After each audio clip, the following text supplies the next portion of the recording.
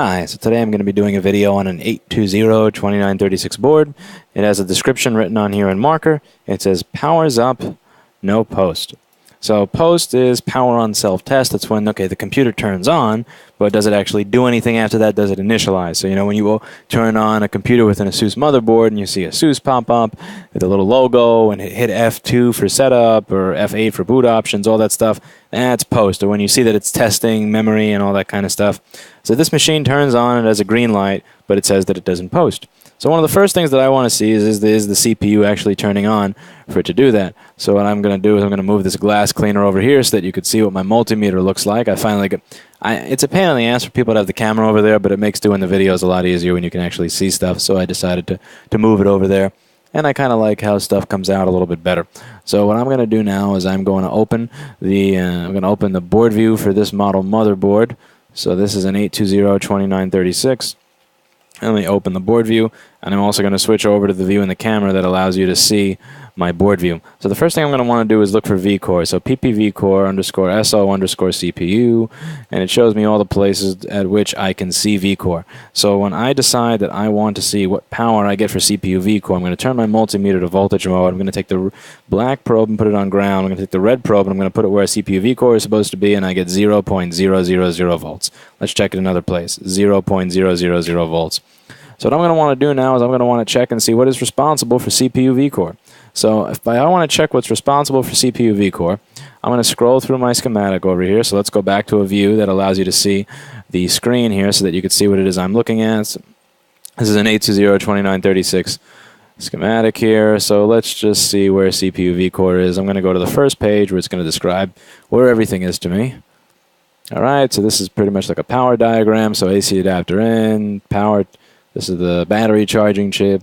This is the PCH. This is 5 volts. This is memory. And here we go. ppvcore_so_cpu. I'll zoom in a little bit so that you can actually see what that says. Let me just make sure Open Broadcaster is still recording. Excellent, it is. I don't trust it. Check again. It decided the last video I did to just stop recording for no reason. So, alright, so U7400. So I look for U7400. I'm going to find the page. It's this page, and then I'm going to go over here on my board view, look for LU7400, and I hope to God that my camera is working since I haven't checked it since my last video failure. So that's U7400 right there. Okay, still recording. Awesome. And let's check what it looks like on the microscope camera. So we're going to go over to the microscope camera right now. And we're going to go over to where U7400 is on the board. And when I look at the U7400 area of the board, it looks like cock and balls. So there you go. Here we go. I love this guy. I should got to start using this in every video, the little auto adjust feature. All right, so this is the SPI ROM chip, and right above it is capacitors that look like cock and balls, and more capacitors that look like cock and balls, and my buck regulator controller for CPU vCore. That's the U7400. And what does it look like but cock and balls? So let's see. Let's get a good look at this, so we can see just how fucked it is. And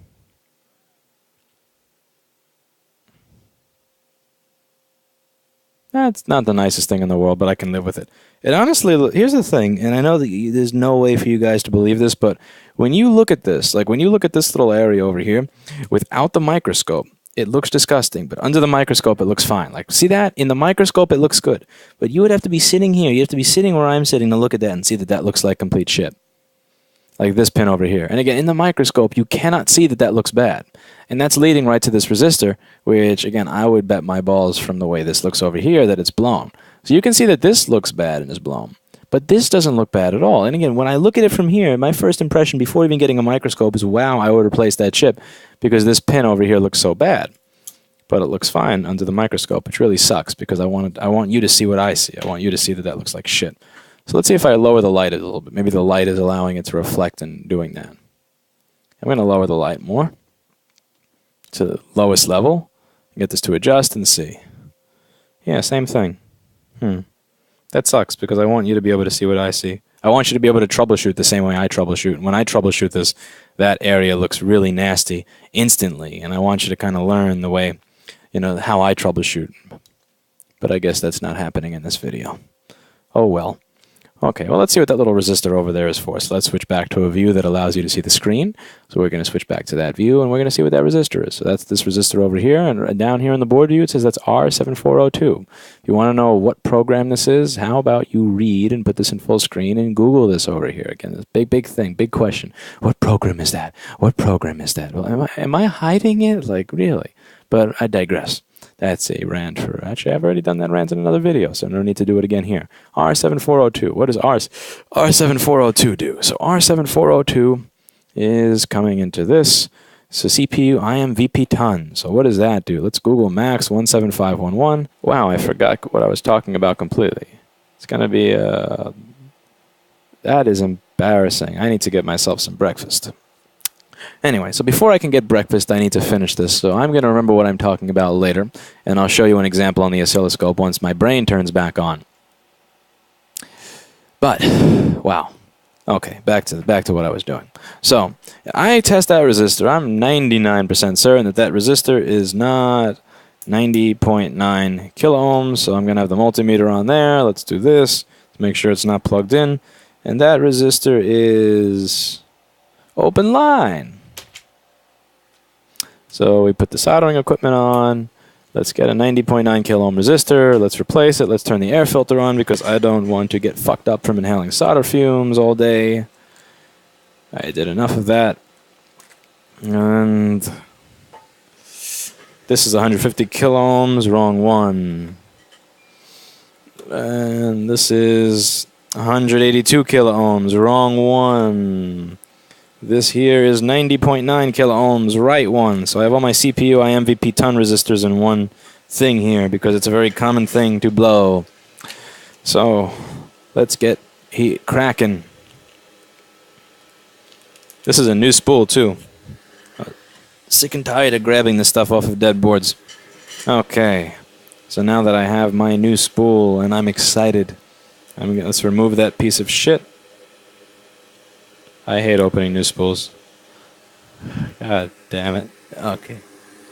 Why the fuck do you have to saran wrap it this tightly? It's not a damn BGA chip. It's not like it's gonna popcorn. It's a fucking resistor. Okay, here we go. Out of the packaging. Okay, I'm impatient. I don't even want to wait for the hot air. I'm excited. I'm ready to go get my food. I'm excited to go get my breakfast. My breakfast at 7:12 p.m. Overworked, underpaid. Alright, we good. Oh, and that pad looks like garbage. We can probably save it, but am I interested? Am I interested? Yeah, I'm interested, because I don't want to run a wire when I'm this hungry. Okay. It's important to get food as soon as you're hungry, and I usually follow that rule, except for when I'm just insanely behind, which taking 2 weeks off of work to teach a course on board repair has the tendency to do to one. Okay. And we take the resistor and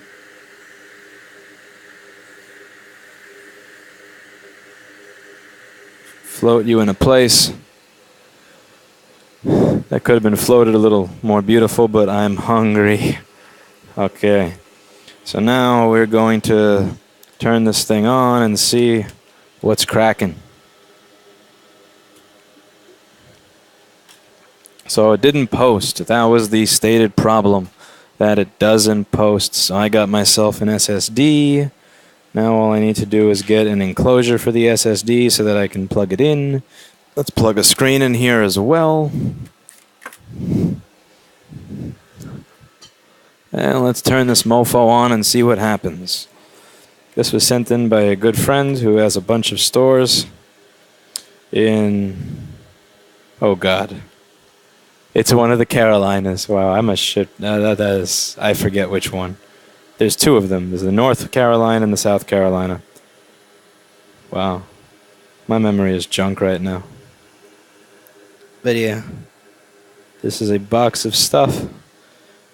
And let's get cracking through them. I saw in this box there were a couple that were GPU, and it's something that I really need to add to the website. Like graphics chips, no. Absolutely. No, no, no, no, no. No more 2011 graphics chip jobs. Let me explain why. Firstly, Apple does it for free. So if Apple does it for free, you should not pay me. Secondly, and this is an important one now. The graphics chips that are available for virtually any of these machines are complete and utter garbage. I mean, they're trash, really. NVIDIA, AMD, ATI, they do not sell chipsets to people who are not Apple, Dell, Foxconn, Quanta, Compal. Like, those people have arrangements where they can get new graphics chips. What do the small repair shops get? They get the shit that CIC and dumpster divers on eBay ripped off of boards. They look like this. Like, here's the thing. I tell you to buy these boards from China, right? I tell you to buy stuff that looks like this for your parts boards. This is where the graphics chip that you get on eBay comes from. And if you don't believe me, start offering it as a service. And again, just start giving them back to people who do graphics design or video editing. And you will see where those things come from, and you will believe me. Or just start looking at them under a microscope. Like, buy a spool of 30 graphics chips and just look at them. Like, look at what they look like. You will see that a lot of them are used. And the ones that are not used, they're ones that were from AMD ship pile or NVIDIA's shit pile. I mean, for example, like a lot of the laptop screens that get released, you gotta think about this and you gotta look at it. They have a little 9 on the side of the box. What does the 9 mean? LG's code for the screens. You'll see A, you'll see A+, you'll see 5, you'll see 9. 9 is their crap pile. And when it comes to Retina screens in particular, you'll see that every single person who's selling full crates or full boxes and original cartons, they all say 9. Because these companies are not interested in selling their good stuff to you. It's all dumpster diving. And would it be worth it to do it if there was no solution? Maybe. But when Apple is doing it for free, no more graphics chips, no more going through spools to find the ones that are not bullshit, and no more fixing boards that come with bad GPUs that will guaranteed die, even if you go to Apple, because they were just made like shit. So that part of the pile I'm going to be sending back. But this one said does not power on, self-test, does not post, does not boot. And that is the little penguin that is my login for this SSD, which means I'm good. CPU IMVP _ton sets the switching frequency. Oh, I forgot. I said I was going to show you what I was talking about with the whole switching frequency thing, didn't I? And I never did. I never did I? Okay, let me bring over the oscilloscope, which means moving. What are you doing here? GTFO. Moving some stuff around. This can go back in the testing slot.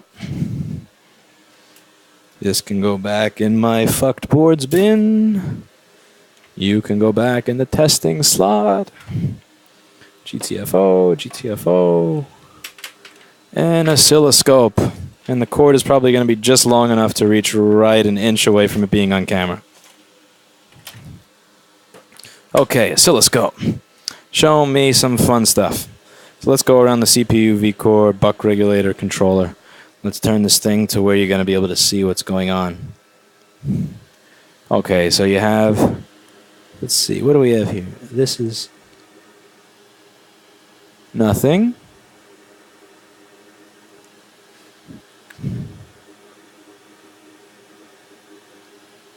There we go.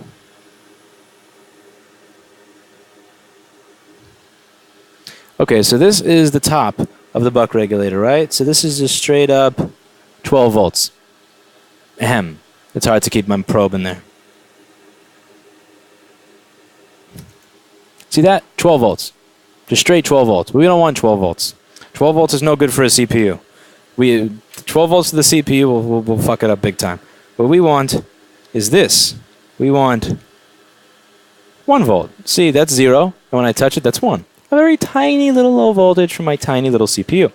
So what are we going to do to turn 12 volts into 1 volt?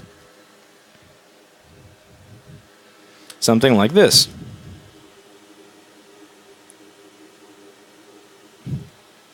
See, I have 12 and then 0, and then 12 and then 0. That's why it's called a switching power supply. So you have 12 and then nothing, and then 12 and then nothing, and then 12 and then nothing, and then 12 and then nothing. Let's see if I can get it to... let's see if I can edit it a little bit. Let's just attach the ground I clip the ground in so that I can fuck with the oscilloscope a little bit. Alright. Let's fuck with the trigger. There we go. That's pretty much what you get. It's even, so you have 12 up here, and then a bunch of nothing. And you average out 12, a tiny bit of 12 and a bunch of 0, a tiny bit of 12 and a bunch of 0, a tiny bit of 12 and a bunch of 0, and what you get on the other side is, you get this. You get 872 millivolts. And going back over here, then the switching.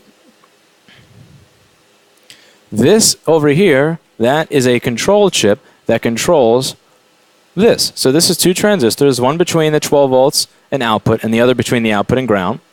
And what's going to happen here is it's going to create pulses. So this is going to open, and 12 volts is going to go through this inductor, and it's going to close, and then there's going to be nothing going through the inductor. It's going to open, and 12 volts will go through the inductor, and it'll close, and then nothing will go through the inductor. And after the inductor, what's going to happen is that's going to get averaged out between 12, 0, 12, 0, 12, 0. It's going to get averaged out to 1. But if there's nothing to set the switching frequency, if there's nothing on that pin that's going to set the switching frequency, so on the CPU IMVP ton pin, as the datasheet said, that's going to set switching frequency. If there's no voltage there, it will never set switching frequency. Therefore, it will never switch. Therefore, it will never create power. Therefore, it won't post. So that's that. And now, time for breakfast.